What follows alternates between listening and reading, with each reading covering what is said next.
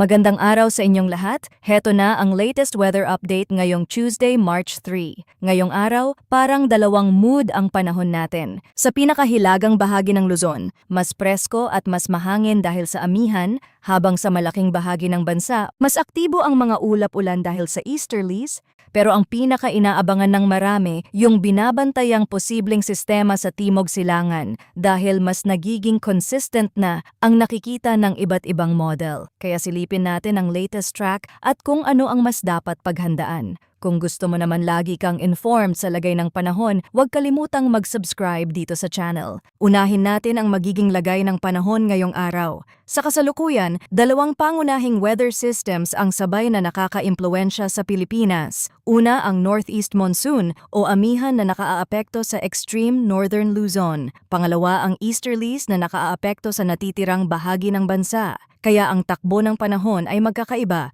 Sa extreme north, mas presko at may mga light rains, habang sa karamihan ng lugar, mas mataas ang chance ng isolated rain showers at thunderstorms. Para sa Batanes at Babuyan Islands, partly cloudy to cloudy skies ang inaasahan na may isolated light rains dahil sa northeast monsoon. Sinasabi sa forecast na wala namang significant impact ang inaasahan. Ibig sabihin mahihinang pag-ulan lang ito at hindi yung klase na malakas na magdudulot ng malalaking problema. Pero dahil exposed sa hangin ang mga isla, mas ramdam ang bugso at lamig. Sa Metro Manila at sa natitirang bahagi ng bansa, partly cloudy to cloudy skies, ang inaasahan na may isolated rain showers or thunderstorms dahil sa easterlies. Ang easterlies ay hangin na nagdadala ng moisture mula sa silangang karagatan, kaya kapag umiinit ang panahon, mas madaling mabuo ang ulap-ulan at thunderstorm. Dito mahalagang maintindihan ang isolated. Hindi ito sabay-sabay na uulan sa lahat, pero may mga lugar na pwedeng tamaan ng biglang buhos na malakas. At kapag naging severe thunderstorm, posible ang flash floods at landslides. Sa Metro Manila, kahit saglit lang ang malakas na ulan, ay pwedeng magdulot agad ng baha sa ilang kalsada, lalo na kung barado ang drainage. Sa mga probinsya, lalo na sa mga tabing ilog at mga nasa gilid ng bundok, bantayan ang biglaang pagtaas ng tubig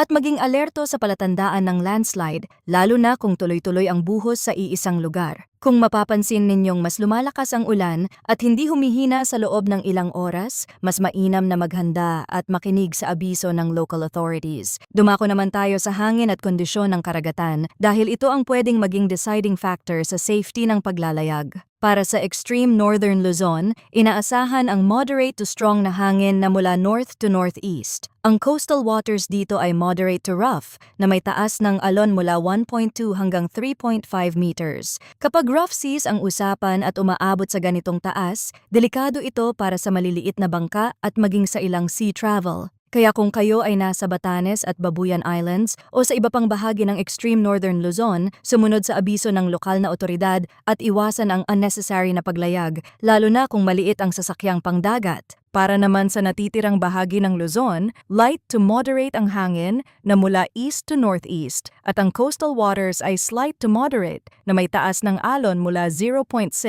hanggang 2.5 meters. Manageable ito sa maraming oras, pero dahil malawak ang range, may mga baybayin na pwedeng mas maging maalon, lalo na kung sasabay ang thunderstorms. Kaya mag-ingat pa rin at i-check ang local advisories kung may biyahe sa dagat. Para naman sa Visayas at Mindanao, light to moderate ang hangin na mula northeast to north at ang coastal waters ay slight to moderate na may taas ng alon mula 0.6 hanggang 2.5 meters. Ganun din ang paalala, manageable sa maraming lugar pero pwedeng lumala kapag may thunderstorm dahil mabilis magbago ang hangin at alon. Kung dumidilim ang ulap sa may karagatan at may naririnig na kulog, huwag ipilit ang paglayag. Ngayon, meron tayong extremes of temperature at relative humidity para sa 24-hour period na nagtatapos ng 8 o'clock p.m. yesterday. Ang minimum temperature ay 23.5 degrees Celsius na naitala bandang 6 o'clock a.m. at ang maximum temperature ay 31.1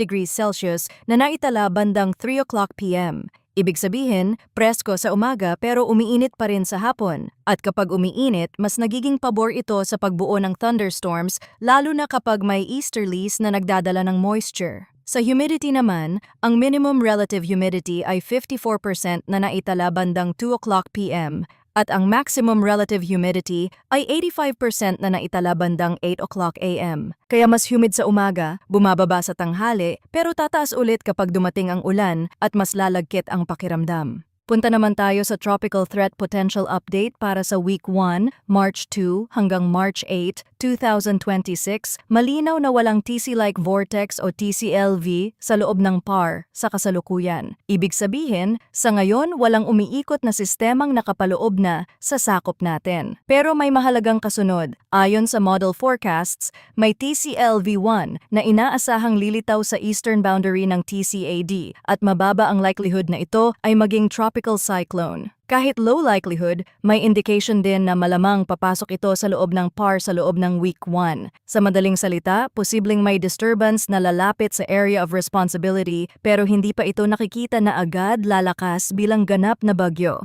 Pagdating sa Week 2, March 9 hanggang March 15, ang forecast ay nagsasabing ang TCLV1 na may low likelihood of TC formation ay maaaring magre-recurve at lumabas ng PAR pagkatapos. Kaya kung susundin ang ganitong galaw, mas mataas ang tsansang hindi ito didikit sa kalupaan, kundi dadaan sa sakop natin at lilihis din palabas. Ngayon kapag tiningnan ang kilos base sa ibang international weather model, ang malaking tema ay papalayo. Ipinapakita ng mga model na ang galaw ay hilagang silangan at mas nakikita ang senaryo na mananatili ito sa karagatan habang gumagalaw pa itaas. May sinabi ring potential na mag-develop at maaaring umabot sa tropical depression or tropical storm, pero kasabay nun ang direksyon na paakyat at palayo, kaya hindi pa rin ito inaasahan na maglalandfall. Sa kabilang dako naman, sa GFS model mas malinaw ang paglapit ng sistema sa timog silangan sa loob ng Philippine Area of Responsibility at dito pumapasok ang risk na kahit hindi tumama sa lupa, pwede nitong hatakin ang moisture at palakasin ang pag-ulan sa eastern sections ng Luzon, Visayas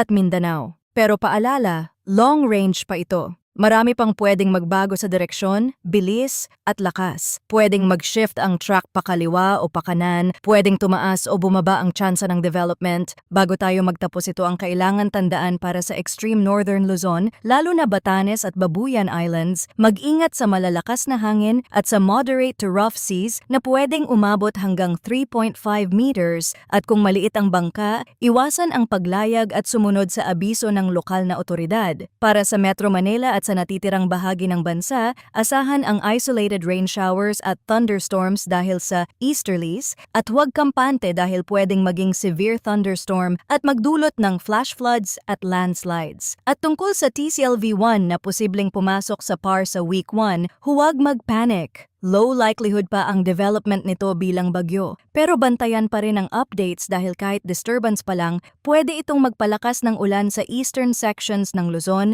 Visayas at Mindanao. Kaya mga kababayan, manatili po tayong nakamonitor sa lagay ng panahon at palagi po tayong mag-ingat.